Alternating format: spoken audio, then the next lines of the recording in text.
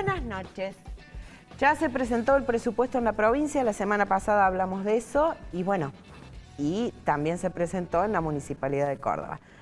Tenemos al concejal Pi Guillem. Tiene en sus redes sociales una catarata de denuncias con algo tan básico y lógico. ¿Por qué la municipalidad alquila tantos inmuebles?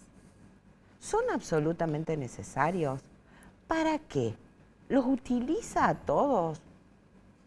Le vamos a preguntar después de los auspicios, al margen de este presupuesto que se viene, sobre los alquileres, sobre la denuncia que presentó a la gente de control de la Municipalidad de Córdoba, justamente por un alquiler. Le vamos a preguntar cómo vienen los aumentos en este nuevo presupuesto, si vienen por el IPC, si vienen por el otro índice, por qué ahora resulta que todos cambian los índices. Quédese con nosotros, nos acompaña el concejal Sergio Pi Guillem después de los auspicios.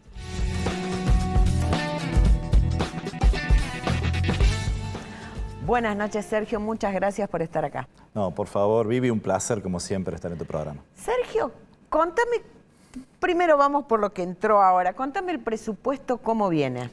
Bueno, mira, estamos recién en etapa de estudio porque como siempre los presupuestos, que es la ley de leyes, la ordenanza de ordenanza en este caso, bueno, son varios tomos. Y los trajeron 48 horas antes del primer tratamiento, que fue el día de ayer en Comisión de Economía. Así que le hemos hecho la primera lectura entre todo el bloque, entre los 8 concejales del bloque. En líneas generales, ¿qué hemos visto? Hemos visto primero que se toman las pautas del Gobierno Nacional. Lo mismo que en la provincia. Lo mismo que en la provincia, es decir, la pauta inflacionaria del 10% para el año que viene. Lo que conlleva ciertos riesgos, ¿no? Muchos riesgos. Si la economía nacional se estabiliza o sigue medianamente estable, bueno, es un presupuesto que va a surtir efectos positivos. Ahora, si llega a haber sobresaltos, que no sería de extrañar en la Argentina, bueno, también vamos a tener sobresaltos también en la economía de la ciudad, de por hecho una economía de la ciudad que tiene muchos déficits, mucha deuda, como se plantea en el presupuesto, tanto en el año pasado como este año, ¿no? Hay una deuda externa de la municipalidad que se viene cumpliendo, sí, pero que eso no implica que tenga compromisos muy importantes, muy serios para el año que viene. Está atado también a la merma de los subsidios nacionales, que también viene arrastrado del año pasado. Esto va a continuar así, es el nuevo rumbo nacional. ¿Vos sos de los que crees también que el país no explotó justamente por los gobernadores e intendentes que se tuvieron que hacer cargo de un montón de cosas que antes bajaban de la nación? Yo creo que sí, no explotó en parte por eso y en parte por el salvataje de Donald Trump, ¿no? No, pero digo desde lo social. Sí, indudablemente que hay una contención por parte de los gobernadores fundamentalmente, de los gobernadores del interior, ¿no? ¿Por qué? Porque el AMBA sigue teniendo el mismo flujo. Los mismos subsidios. Los mismos subsidios, no ha cambiado eso. No. El problema sigue cambiando para el interior del interior, es decir, que el federalismo sigue siendo una ilusión desde los hombres de Mayo en adelante. Es una gran ilusión, pero que en la práctica no se la lleva adelante. Seguimos siendo un país unitario, ¿no? Me hace acordar a mi profe Antonio María Hernández que simplificaba diciendo que la Argentina era un enano con una cabeza gigantesca, ¿no? Claro. Bueno, la cabeza gigantesca es el puerto de Buenos Aires, el AMBA, y las extremidades raquíticas, dice Antonio María Hernández, que son las provincias, ¿no? Claro. Así que sí, son esas extremidades raquíticas, las provincias, los intendentes, lo que tienen que afrontar el costo social que tiene la Argentina. En este presupuesto se tiene en cuenta que ya no más subsidio a transporte, ya no más subsidio para determinados planes de salud, ya exactamente. No más. Los pocos subsidios siguen siendo del propio municipio, ¿no? El municipio sigue dándole pero subsidio digo, de transporte. No cuentan con ese dinero directamente. Ni con lo de la nación, ni con lo de la provincia, ¿no? Porque el año pasado el discurso oficial fue pegándole al corte de los subsidios nacionales. Sí. Lo cierto que en el mismo sentido la provincia también recortó. La ciudad en el transporte tenía un 14% de subsidios nacionales que fueron cortados y el otro 14% los subsidiaba la provincia, también los cortó Yarlora a Pasarini, ¿no? Por eso fue un doble recorte que sufrió en ese sentido el transporte de la ciudad. Sí, bueno, por eso también va subiendo constantemente. Sí, sube, tenemos un transporte caro, muy caro, con un servicio malo, muy malo. Y la gran crítica que por lo menos desde mi bancada, desde la oposición hacemos, es que estamos con un sistema precarizado. Y la precarización no se le puede echar la culpa al pasado, ni al gobierno nacional, ni al gobierno provincial. La precarización tiene que ver con una decisión política de este gobierno municipal. Digo, ¿por qué precarización? Porque venció el contrato anterior el 1 de marzo del año pasado, del 2024. Tenía previsto, tendría que haber Yarlora, 6 meses antes de entregar el gobierno, llamar licitación nueva, licitación internacional, rediscutir el marco regulatorio de transporte. No lo hizo, fue una decisión política, se lo pateó al próximo intendente. No sé si porque no pensaban ganar la elección, lo cierto que ganaron la elección, Pasarini se tuvo que hacer cargo de eso también y tenía dos posibilidades Pasarini. O regularizaba rápidamente lo que no había hecho Yarlora o seguía precarizando. Bueno, precarizó, prometió que iba a mandar el marco regulatorio, efectivamente lo mandó. Lo dijo en el 1 de marzo en su discurso inaugural de sesiones ordinarias de que antes de fin de año íbamos a tener un nuevo sistema de transporte licitado en la ciudad de Córdoba. Bueno, sí, estamos terminando noviembre y todavía no se ha avanzado en la discusión del marco regulatorio. ¿Y qué es lo que se hace desde el punto de vista legal? ¿Se hacen prórrogas? Prórrogas, por eso yo digo siguen precarizando. Hay prórroga, se inventaron, porque se fue ERSA en todo esto, se fue ERSA. Acaba de presentarse en procedimiento en quiebra, lo leí esta mañana en el diario de Corrientes. Sí. Se fue a ERSA, pero ERSA se fue en tiempo y forma, ¿no? Porque ellos sabían que terminaba su licitación. Sí. En agosto del 2023 ellos anunciaron de que se iban, con lo cual llegó el 1 de marzo, levantaron la carpa y se fueron. El tema es que tuvieron que inventar la FAM y el Cibus, que bueno, han precarizado parte del servicio, otra parte para la TAMSA, otra parte para Coniferal, y así está. Si a mí me preguntan qué va a pasar con el transporte, va a seguir precarizado por el resto de la gestión de Pasarini. Ojalá me equivoque y ojalá tenga que felicitarlo al intendente que no lo haga, pero si a mí me preguntan hoy qué va a pasar, y yo creo que van a terminar el mandato, los 2 años que le están restando, con un servicio absolutamente precarizado, lo cual hace de que la MUNI no pueda controlar a fondo, las empresas tienen pocas responsabilidades, pocas obligaciones, y los que se siguen jodiendo son los usuarios. Como siempre, el hilo se corta en lo más delgado. Lo más delgado, tal cual. Sergio, la verdad que yo te sigo en redes y demás, pero ¿cómo te has puesto al hombro el tema de los alquileres? Sí, mira, a mí lo empecemos a trabajar al tema porque, bueno, yo he sido funcionario del municipio.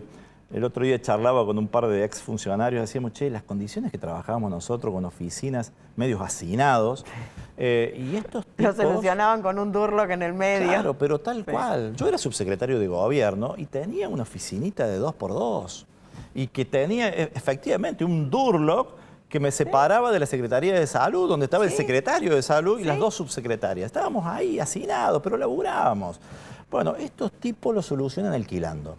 ¿Sí? Entonces, vos tenés el Palacio 6 de Julio que está casi semivacío y tenés que van alquilando oficinas por toda la ciudad de Córdoba. Yo pregunto, porque si vos me dijeras, lo único que tiene la Municipalidad de Córdoba es el Palacio, yo te diría, y sí, hay que alquilar. Ahora, con todos los CPC que hay... No solamente los CPC, tienen edificios y inmuebles que pueden ser habitables y que están hoy en desuso. Doy algunos casos. La casona de Deán Funes al 400, donde funcionó durante muchísimos años todo lo que es acción social del municipio, mediación comunitaria. Bueno, está abandonada. Yo te invito a que pases por Deán Funes al 400, está abandonada. Y es una casona de 2 pisos que tiene un montón de oficinas que se pueden tranquilamente utilizar.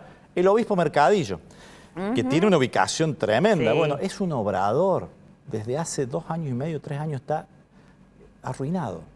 El ex registro civil, digo ex porque se mudó de Alberdi, bajo la promesa de que iban a volver a establecer el viejo mercado de Alberdi. Bueno, está el cartel, uno pasa por la avenida Colón, está el cartel, pero está el cartel y eso está abandonado, semi-abandonado. Entonces, así como esos ejemplos que te doy. ¿Y donde funciona ahora el registro civil está alquilado también? Está alquilado, es uno de los alquileres, cuantiosos alquileres, porque además es que también el lugar donde está ubicado. Bueno, es absolutamente incómodo, te digo, para ir ahí porque no tenés dónde estacionar. Tuvieron que hacer además rampas para los discapacitados, no tiene la capacidad de los ascensores necesarias, no creo que pase una habilitación ese edificio. Por lo menos para ese tipo. Para ese tipo, y además no tiene plan de estacionamiento, ¿cómo accedes? Y es uno de los lugares más caros de la ciudad de Córdoba. Y esto es la otra crítica muy fuerte que hago con el tema de los alquileres. No solamente el exceso de alquileres, que están alrededor de los 110, 120 inmuebles, sino que alquila lo más caro. El metro cuadrado más caro de la ciudad de Córdoba se alquila. Se alquilan 4 oficinas en Capitalina, 2 pisos y medio en Capitalina, que es el metro cuadrado más caro de la ciudad de Córdoba. ¿Y qué funciona en Capitalina? El ente Córdoba Acelera. Sí.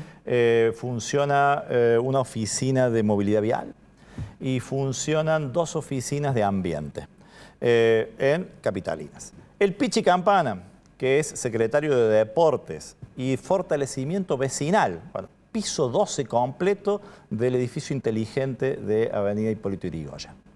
Históricamente, la Dirección de Deporte y Fortalecimiento Vecinal funcionó en lo que era el Parque Las Heras, hoy Elisa, en las oficinas que tienen en el Camping General San Martín.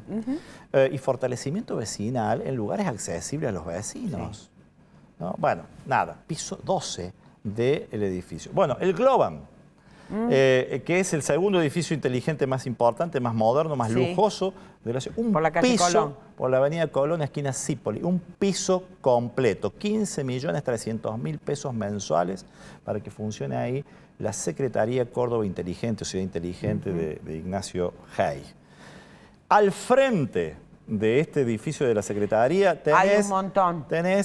Son 8 locales de gama, 8 locales donde está la movilidad, el observatorio de movilidad urbana en la esquina, que también depende de Hey, que está en el Globan. O sea, increíble, no puedo entender. Después está el ente, y lo pongo énfasis acá, todas las oficinas del medio del ente de control y fiscalización, y las de la punta, recursos tributarios. ¿Sí? Digo, de la punta como yendo de Colón para el tropezón.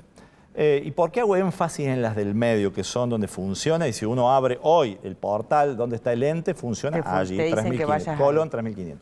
Porque después encontramos que desde el 1 de mayo de este año, la MUNI, el ente de control y fiscalización, alquila la esquina del ex edificio de Tarjeta Naranja, la esquina de Rioja, esquina Sucre.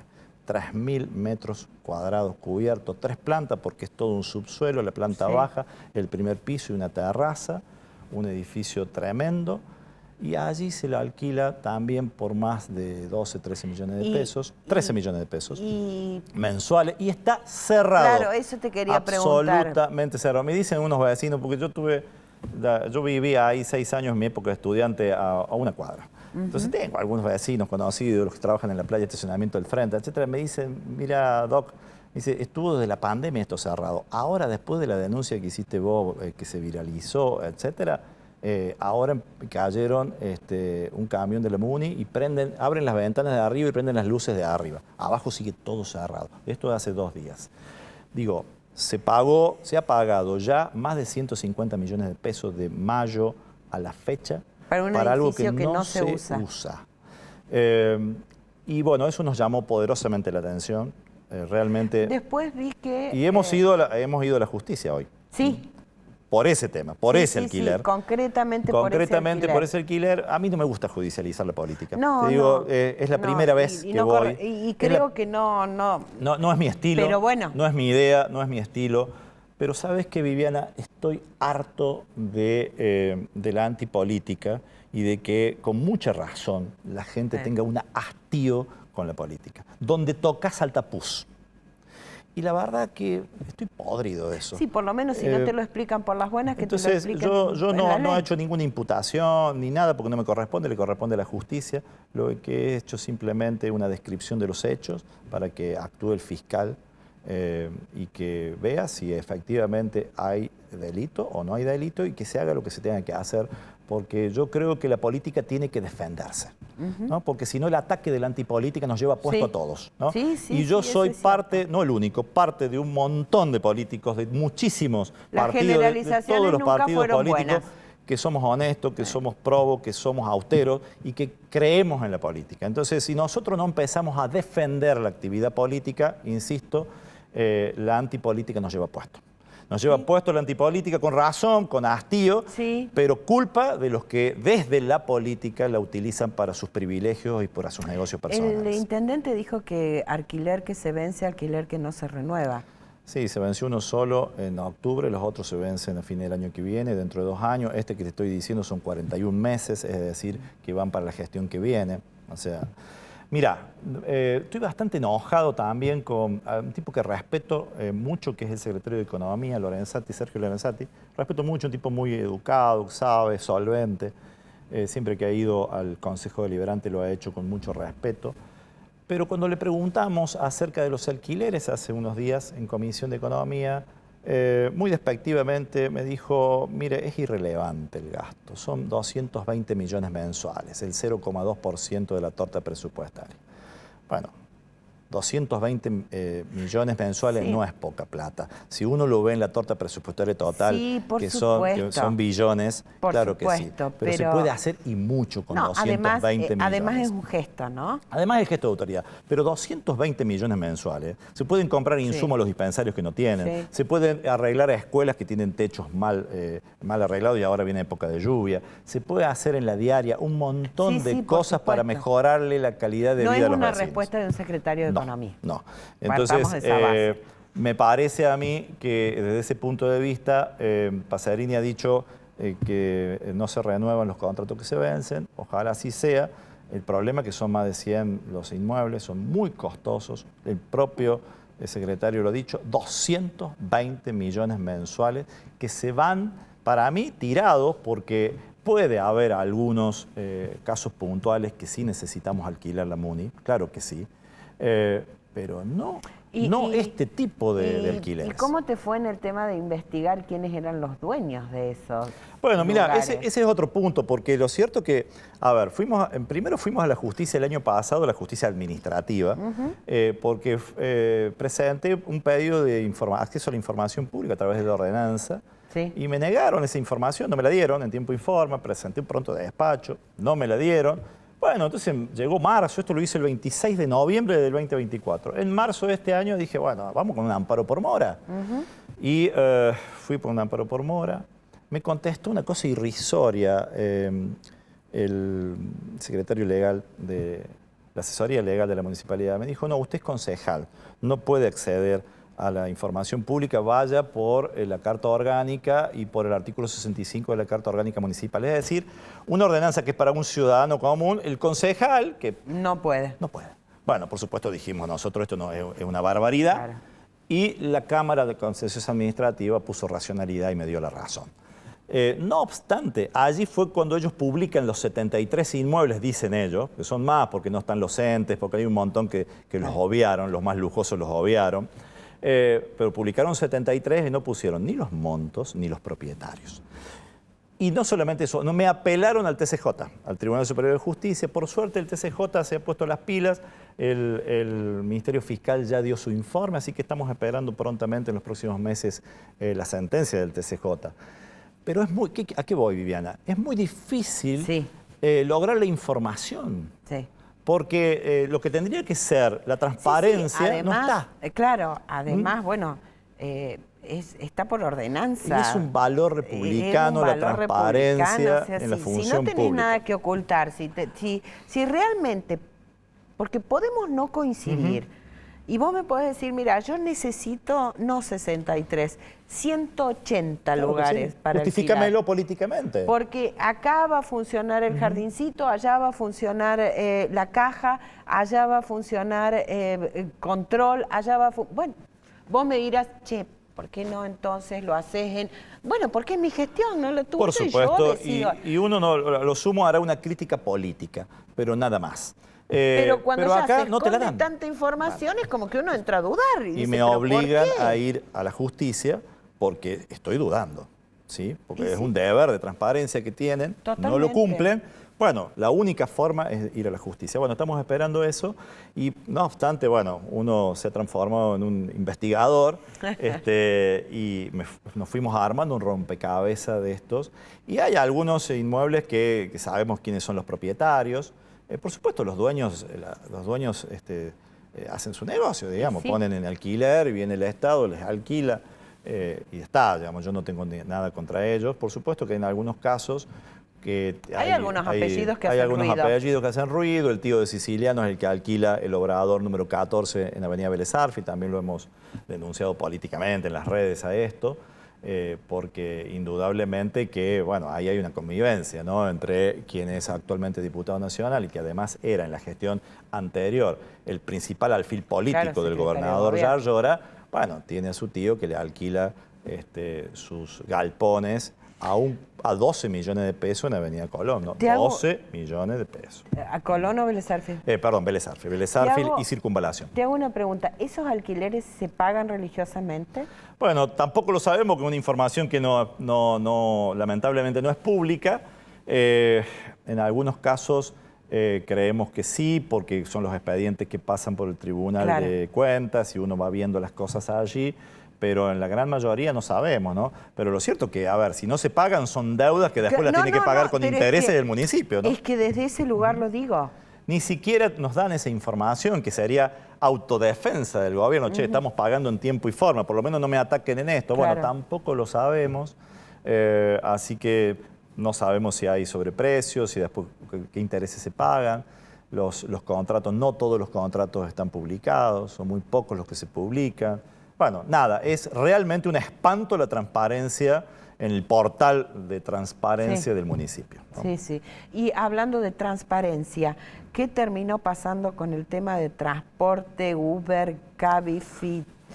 Bueno, mirá, yo, a ver, tengo ahí dos cosas por decir. Nosotros desde el bloque fuimos los que activamos Sí, señor. la regulación de este Sí. sistema de aplicaciones, que era es un dato de la realidad. Yo creo que ya no debe haber muy pocos cordobeses que no hayan usado, aunque sea una vez, este sistema de aplicaciones. Es un dato de la realidad en el mundo, además. Sí, totalmente. Me parece que seguir escondiéndolo bajo la alfombra era No, inapropiado. no, además hay que darle un marco para la seguridad. Además, un misma marco y regulatorio. todo. Así que nosotros propiciamos, llevamos adelante la ordenanza. Somos bastante, te diría yo, en gran parte los autores de la ordenanza, porque la ordenanza que había presentado el municipio terminó siendo un fiasco, porque era prácticamente darle nada a las aplicaciones y todo el régimen de taxis y remises. Así Sí, que, era pasarlos directamente. exactamente. Así que desde ese punto de vista me pareció que fue bueno.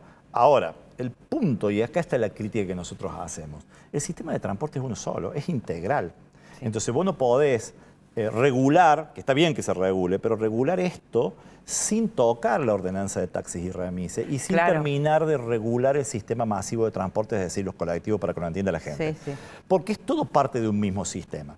Entonces, regulamos los Uber. Creo yo que puede funcionar eso, creo yo, porque hay que verlo Pero en la Uber práctica. ya presentó porque hasta... Yo le digo Uber, pero son No, todas las no, no, aplicaciones. pero digo, Uber anunció concretamente. públicamente de que estaba haciendo las tratativas para presentar. Así que yo calculo que sí Porque que lo la van a única hacer. que había presentado era Cabify. Pero Didi y Uber estaban en eso y después había dos empresas cordobesas más que estaban con lo mismo. Yo creo que van a entrar al sistema todos.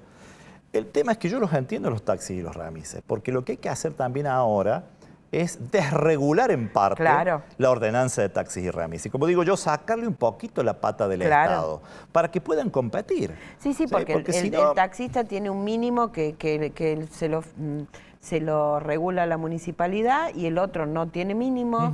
Entonces, hay que buscarle la vuelta en algunos requisitos, en alguna forma en donde desregular al taxi para que pueda competir de mejor manera, ¿no? Porque lo importante es que se incluya todo, que todo el mundo tenga variedad Sí, y en el que el sistema. usuario tenga servicios para Claro, elegir. y que elija. Y que el que preste el servicio tenga la tranquilidad de decir, bueno, estoy en igualdad de condiciones también con la Y al mismo- competencia, que no sea una exactamente. competencia Me desleal. parece que esa es la clave. Y al mismo tiempo con el sistema masivo de transporte, los colectivos. Claro. Insisto, estamos en la precarización, te lo decía al principio, y eso que lleva a que no se esté rediscutiendo el sistema. Porque lo cierto es que la gente se mudó a las aplicaciones porque el bondi no pasa. Totalmente. ¿Sí? Y a la noche directamente no funciona. ¿No? Es decir, la única ciudad grande en la Argentina en donde a las 12 de la noche se corta el sistema de colectivos. ¿Y qué hace el que trabaja en gastronomía, el que trabaja en seguridad, los serenos? Se toma ¿Qué un Uber. hacen? Los pibes que tienen que salir a la noche o que vuelven, los que salen de la universidad en el último turno y que se quedan a lo mejor estudiando en la casa o divirtiéndose un par de horas con los amigos y tienen que vuelven después de las 12 de la noche. ¿Qué hacen? Se tienen que tomar un Uber, un Cabify, un Didi. Entonces, también eso, se mudó la gente, se termina mudando porque el bondi no pasa, dejó de pasar y durante el día pasa con una frecuencia que es muy lenta y da un servicio malo. Entonces, hay que regular todo el sistema. El sistema de transporte es integral. Los bondi, las aplicaciones, los taxis y los remises. Y esa es la gran crítica que hago yo porque están poniendo parche sobre parche sobre parche. Arreglamos un poquito por un lado, desmejoramos el otro y volvemos a lo de siempre. El único que no se beneficia en todo esto es el usuario. Con respecto al tema de las denuncias que hay sobre las plazas que no se terminan nunca, esas que quedaron cerradas, algunas desde la época hasta de Yarlora, intendente. ¿Qué respuesta tiene? Te doy un caso que está muy cerca de mi casa. Yo vivo en la zona sur, en Barrio Parque Futura. La plaza de Santa Isabel I, que los que vivimos en la zona sur la conocemos con la vieja plaza de los Cañones. Los Cañones ya no están más desde la época de Jacobamino. Pero es la vieja plaza de los Cañones. Hace 1 año y medio que está cerrada. Pero absolutamente cerrada. Y era una plaza habitada por los vecinos. Era el espacio verde más lindo que tenía el sur de Córdoba. Está cerrada. Entonces, ¿cuál es la respuesta que me dan? Y problemas con la empresa, está judicializada la empresa que tenía que terminarla. Lo mismo ha pasado con la Plaza de los Burros y con otras plazas que están en la misma circunstancia. Creo que son 4 o 5 plazas muy importantes de la ciudad de Córdoba. Y ahora cambiaron las autoridades del COIS, porque eso le corresponde al COIS, la regulación. La que está acá cerca del canal. Del canal, exactamente. La que sube, no me acuerdo ahora el nombre. No me acuerdo ahora el nombre. La que viene de General Paz y sube. Exactamente. A una cuadra del hipermercado. Exactamente, tal cual. Esa plaza, la que te digo, la Plaza de los Burros, bueno, hay varias. En San Vicente ya la inauguraron por la presión de la oposición y la presión de los vecinos. Pero cambiaron las autoridades del COIS ahora. Se han comunicado conmigo porque yo los vengo denunciando, insisto, por redes. Y me han dicho, no, doctor, concejal, ya estamos con su plaza. No, en mi plaza, porque no es la de mi barrio, pero es cerca, hasta 10 cuadras. Le digo, bueno, pero no pasa nada. Pasé ayer, justamente porque fui al parque educativo a hacer un trámite. Cuando volvía, paso por ahí, parque educativo de la zona sur. Está pegado esto. Y está exactamente igual. Creo que han dejado algo de material. Pero es una plaza que creo yo que por lo menos tiene para 6 meses más. Entonces, estamos muy lentos. En el presupuesto hay un recorte muy grande con el tema obras. Con lo cual, la verdad, mira, Viviana, ojalá me equivoque, pero me parece que vamos a tener muy pocas obras para el año que viene. En lo que resta de gestión. Y yo lo único que le pido al señor intendente es que las que están, las terminen. Y si no les tienen la plata para terminar, por lo menos que las habiliten de nuevo. Que les saquen el cerco perimetral, que las vuelva para que el vecino las pueda usar. Se vienen los meses de verano, donde los pibes y las pibas ya no van a tener clases. Necesitan los espacios verdes para ser utilizados, para ir con sus animales de compañía, para ir a tomar mate a la tarde. Digo, necesitamos que Córdoba recupere el 100% sus espacios verdes. Así que si no les quedó plata, bueno, no importa, pero saquen el perimetral y habilítenlas. Muchísimas gracias, se nos fue el tiempo, como siempre es poco. Y bueno, que obtengas respuesta. Bueno, gracias. Que todos los cordobeses obtengamos respuestas ante estas cosas que no resultan muy transparentes. Ojalá sea así, Vive, y muchísimas gracias por el espacio, como siempre. Siempre. Gracias a vos. Buena semana, buenas noches, porque se nos fue el tiempo.